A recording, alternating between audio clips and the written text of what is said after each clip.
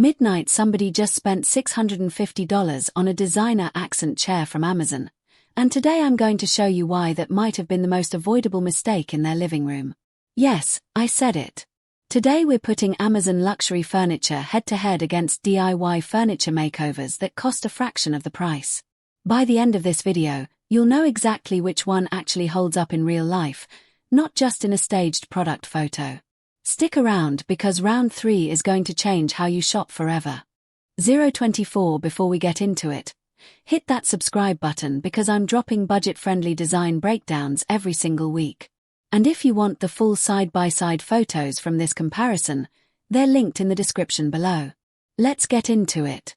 038. Why this debate matters in 2026 furniture has quietly become the biggest budget killer in home design. Scroll through Amazon right now and you'll see accent chairs, coffee tables, and console tables going for $300, $500, even $800 a piece, all marketed with words like handcrafted and solid wood. Meanwhile, the DIY furniture flip community has exploded, creators turning thrift dressers and yard sale chairs into pieces that look like they belong in a design magazine.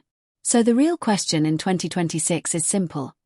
Do you actually need to spend that much to get a high-end furniture look, or is Amazon selling you packaging dressed up as craftsmanship? We're breaking this down fairly. No bias, just facts, photos, and a final verdict you can use.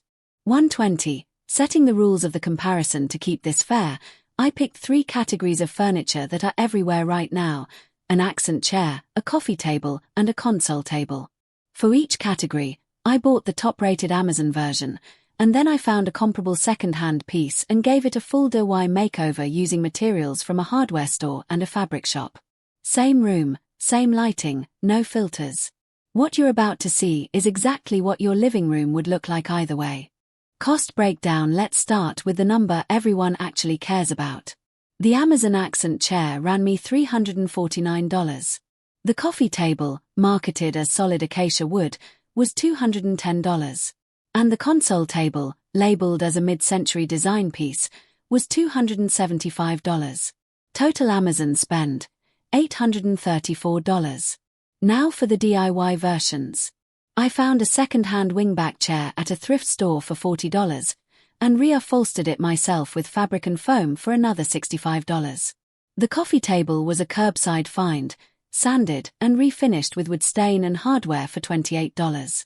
The console table came from a yard sale for $35, repainted and fitted with new hardware for $22. Total DIY spend, $190. That's a savings of over $640. But cost alone doesn't win this battle. Let's talk about how they actually look and hold up. The accent chair showdown. The Amazon chair looked sharp in the listing photos. Clean lines, a rich green velvet-style fabric. But once it arrived, the fabric felt thin, almost like it was stretched over the frame rather than upholstered properly. Sit in it for more than 20 minutes and you can feel the cushion has almost no real support underneath. My DIY chair started as a wingback frame with genuinely solid wood bones. I stripped the old fabric, added new high-density foam, and reupholstered it with a similar velvet fabric. The difference in how it sits is night and day. It has actual weight and structure. Honestly, from across the room, my $105 chair reads as the more expensive piece, and it's the one that's actually built to last. 320. The coffee table test. This one was closer. The Amazon table had a decent finish and the joinery looked clean in photos. Up close, though, the solid acacia wood was a thin veneer over particle board, and one corner already had a small chip after unboxing. My DIY table was an actual solid wood table someone was giving away, sanded down to bare wood and refinished with a walnut stain and matte top coat. Side by side, the finish quality is nearly identical. The real difference is what's underneath. Mine is real wood all the way through, so in 10 years, it can be sanded and refinished again. The Amazon one can't be, because there's nothing left to sand once the veneer wears through. The console table. Surprise. Here's the round I promised would change things. The Amazon console table claimed to be a mid-century inspired solid wood design. What actually arrived was a laminate-wrapped frame with metal legs that wobbled slightly no matter how tightly I tightened the hardware. It looked fine in photos, but under normal room lighting, you can see the laminate seams where the panels meet, and the whole thing shifts if you lean on it. My DIY console table was a real wood yard sale piece with actual dovetail joinery. I repainted the base a matte black and swapped in brass hardware. It doesn't wobble, it doesn't have visible seams, and the joinery means it will hold weight for decades. This is the round where DIY didn't just win on price. It won on structural integrity, and there's no way to fake that with particle board and laminate. $450. What about time and effort?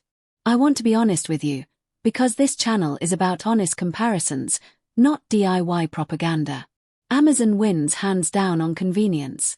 You click buy, it shows up in a couple of days, you assemble it, you're done. My chair reupholstery took about 4 hours spread across 2 days.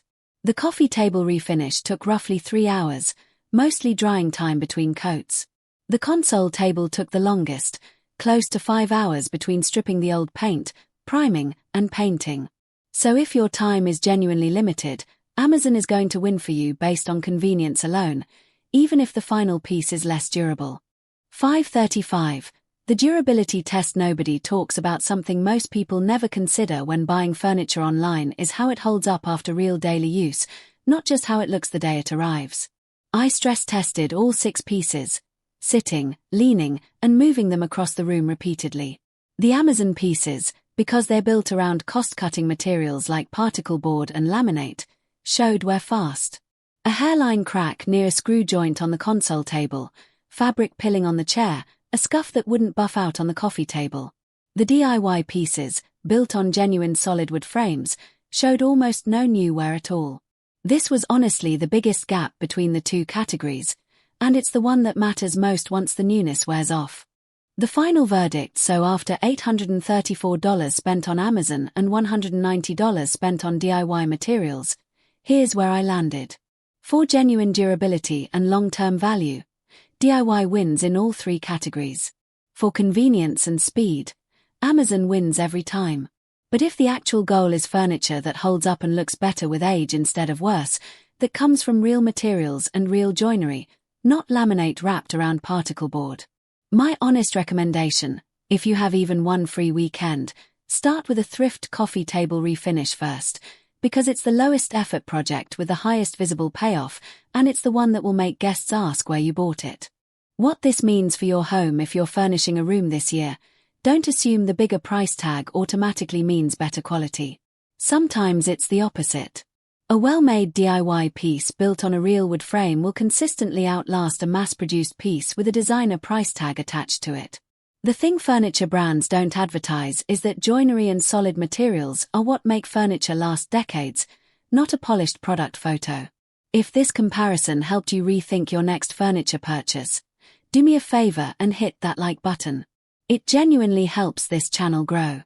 Subscribe if you want more honest Amazon versus DIY breakdowns, because I've got a lighting fixtures comparison coming next week that might be the most surprising one yet. Drop a comment letting me know which round shocked you most. I read every single one. Thanks for watching, and I'll see you in the next video.